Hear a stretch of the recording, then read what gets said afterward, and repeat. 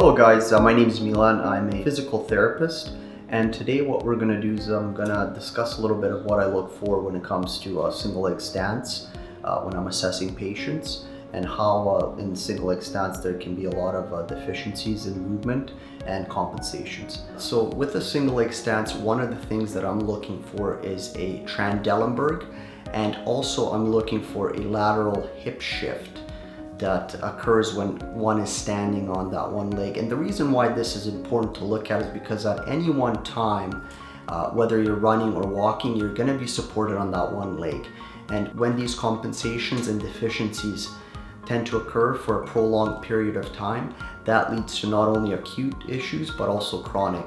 So some of the reasons for these compensations include, weakness in the hips, weakness in the core, but also there's another aspect to it as well, where the congruency between the femur as well as the pelvis, whether there's anterior version or retroversion, and also even if there's a torsion in the tibia as well as the femur, if there's any torsions that can affect it. Fallen arch, foot overpronation, whether there's a functional scoliosis or a congenital scoliosis, and also what we're going to be kind of dwelling into a little bit more is that neurological coupling between certain muscles where they're just not working efficiently. Some of the short-term consequences that we do see as a result of these compensation patterns, the lateral hip shift as well as the Trendelenburg, do include things like the patellofemoral syndrome, trochanteric bursitis. You're also looking at Pezan-Serine bursitis, IT band syndrome, and these are the short-term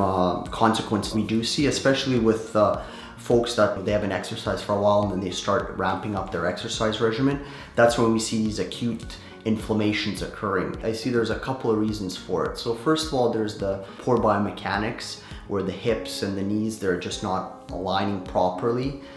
So that's one of the reasons. Another reason that I do find is the muscles that are driving this alignment are not working properly. They're not coupling together the way they should be. Certain muscles are working harder than others, and as a result of that, the ones that are working harder are going to be getting the inflammation and reaching the capacity where they're not able to do any more work, and that's when the pain and these acute inflammations do tend to occur. So the long-term consequences as a result of these compensations that I've been discussing include uneven wear of the joints. So meaning that, essentially arthritis due to a poor joint alignment. For example, in the hips or in the knees, there's a certain part of the knee or a certain part of the hip that are getting worn more than the others. And also these acute inflammations that I've discussed before, they can turn chronic. That leads to further scar tissue buildup. That inflammation also leads to further wear and tear. And in addition to that, what I also see, especially in the senior population, is a progressive functional scoliosis. The hip compensating, whether it's shifting laterally or the opposite hip dropping, what happens then over time, the lumbar spine and the thoracic spine, they tend to twist and turn. This is why it's super important to get on these exercises, especially if you do notice that you're kind of shifting a little bit, because in the long term it's really going to be beneficial not only for your activities currently but also for your longevity and your health span. So you might ask yourself, what can I do?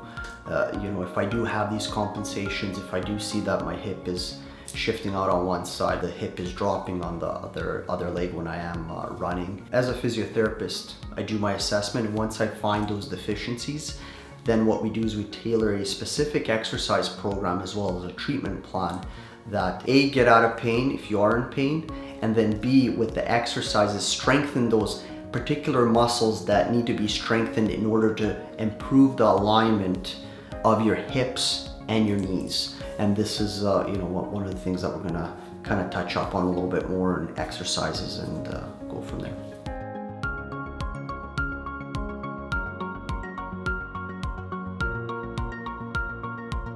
This first one is going to be the clamshell. The legs are bent. You want to make sure the band is right around the knee, and you're pressing straight up. You want to make sure the hips are stacked. You're not turning over or going forwards.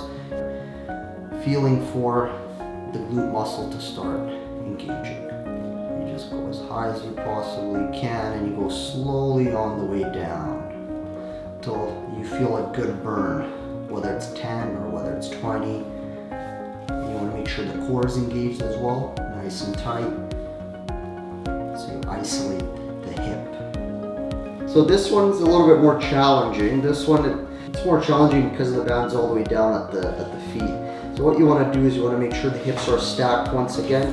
You want to make sure the foot is not going outwards. You want to make sure the toes are pointed straight to the wall, almost leading with the heel. So that's where you're really going to get the best contraction in the glute. Great for just getting that muscle engaged and primed, which is super important if that muscle is not functioning. And once again, you just go to burn, and then after you're done, you switch sides, you go to the other side, or if this is the side that the therapist has instructed you to work on, then just focus on the one side. So the next exercise, we're going to do a wall squat. So make sure the legs are quite a bit forwards here. Core is nice and engaged, tucked in. You're coming down, and you can hold for a little bit, but the key is what you want to do is you want to push through the heels. I don't necessarily want the burn out here on the outside, I want the inside muscle working. And you're engaging that core, belly button towards the spine, and you're holding right through the heels. Holding, holding, holding. I want it nice, burn right in there, and you're pushing through. Good. So another exercise here, considering that let's say we're working on strengthening the left glute, get the legs level, and we're just gonna drop the right hip and pick it up with the left side. Drop. At the same time, even though I'm working this area here, my VMO muscle is also working to stabilize the femur. One of the compensations I see people do is they overcompensate by bending. So that's why I keep that core engaged, nice and tight, and you're just getting most of that motion right from the hip. So you do that one till you feel the muscle right here and the inside working and burning, and then you stop. Next exercise we're going to work on is the lunge. So the lunge exercise, some of the important key points is you want to make sure the leg is not too close into the center, the closest center of the body. We'll bring it out a little bit. And what we want to do with the lunge is all we're going to do is we're going to drop down. And once again, this is a lunge that focuses on glute more than the quads. We're just coming down. And some of the things to look for is you want to translate as much weight onto the left side as you possibly can. And you want to just drop straight down and then drive through the heel. And you're coming down. And again, and you want to make sure you're nice and tall, core is engaged once again. And you're pressing down. And then you can add a little bit of weight if you want on the opposite side. This is more like a split squat. You can turn into a split squat. This is a little bit more challenging, this one here. Once again, core is engaged, and that's going to demand get the VMO going a little bit more.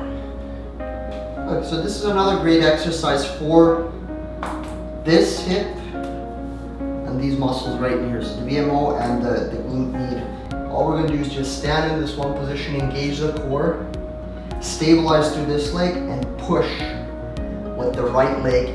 And the more pressure you apply to the wall with this leg, the more you have to stabilize through this side. And so this is a great exercise. Engage the core and you relax, and then you push in again. And that's going to work on engaging your VMO and your glute med without necessarily putting a ton of stress through the joint. Now what you can do is you can also add a little bit of a squat once you get a little bit more advanced. And get a bit more of that there.